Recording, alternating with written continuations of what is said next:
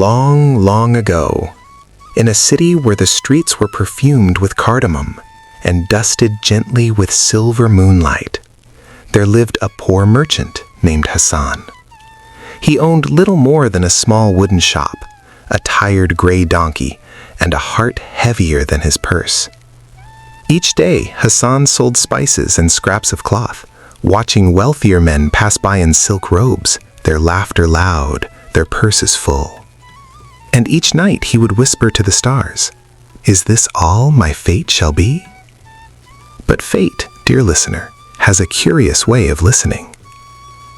One evening, as the call to prayer faded into twilight and shadows stretched like long fingers across the sand, Hassan closed his shop and walked toward the old well outside the city gates.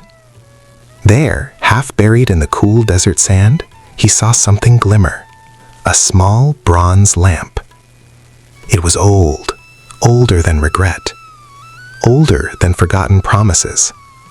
Curious, Hassan bent down. He brushed the sand away with his sleeve and lifted the lamp into his trembling hands. "It is worth nothing," he sighed, "like me." And absent-mindedly, he rubbed it. The earth trembled. Not violently, but gently, like a sleeping giant turning in its dreams. From the lamp rose a column of soft silver smoke. It did not roar, it did not burn. It rose like a sigh. And from that smoke emerged a tall figure, with blue eyes like the dawn sky, and robes pale as the first light of morning. "I am Samir," the figure said softly. "The Jinn of the quiet flame." Hassan fell backward into the sand. Forgive me, I meant no harm." But the Jinn's voice was calm, almost kind. "Fear not, Hassan. I grant no loud wishes, no greedy demands, no reckless desires." The Jinn's glowing eyes studied him carefully. "You are granted only one true wish. Speak it from your heart." Hassan's breath grew shallow. "Gold, palaces, servants, power." All these thoughts rushed through him like a desert storm, but the Jinn did not blink. The silence grew heavy, and slowly, Hassan's heart spoke louder than his hunger. "I wish," he whispered, "for wisdom enough to change my fate." For a moment, the desert itself seemed to hold its breath. Then the Jinn smiled. "So it shall be." And he vanished. The lamp lay silent in Hassan's hands. No gold appeared. No palace rose from the sand. Only the wind remained. Hassan sighed. Perhaps I was a fool.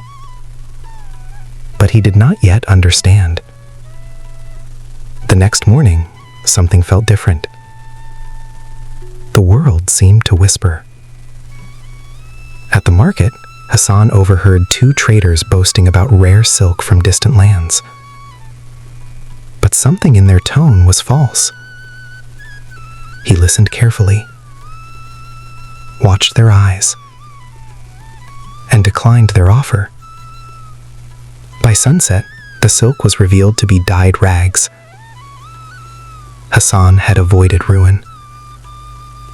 Days later, at the docks, he noticed a cracked wooden boat no one wanted. Others mocked it. But Hassan's eyes saw what theirs did not.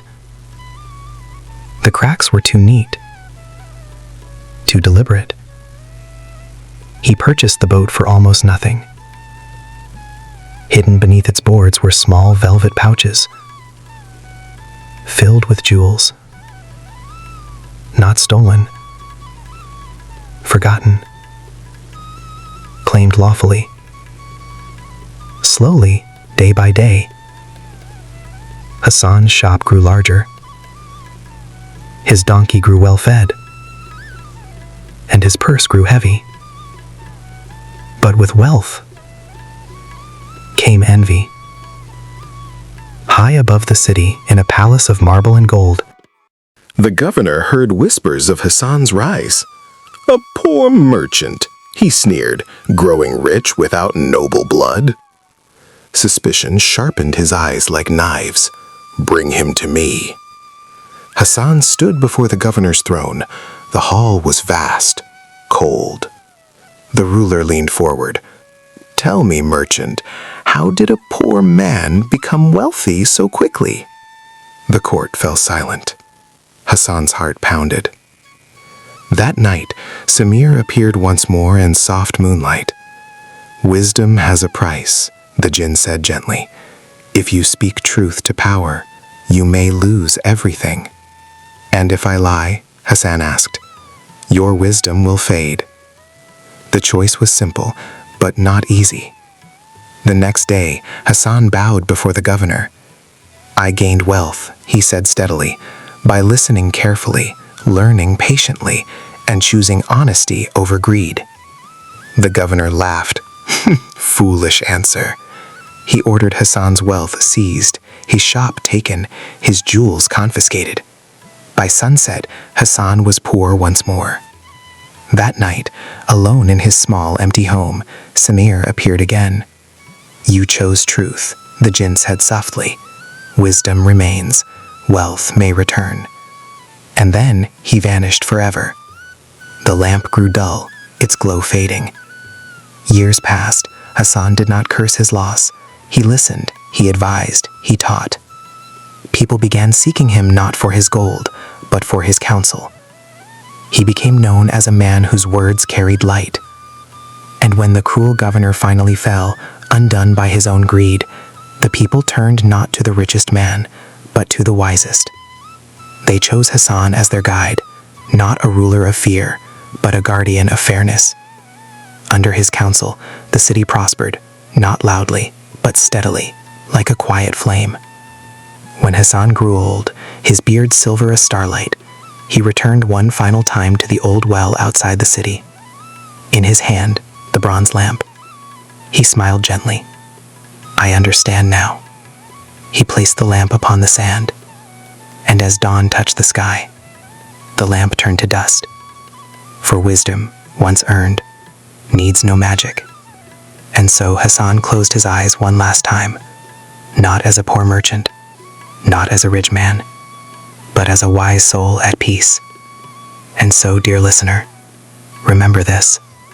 Gold can be stolen, power can be broken, fortune can fade like footprints in sand. But wisdom is the treasure no ruler can seize. And so the night ended, but the story lived on.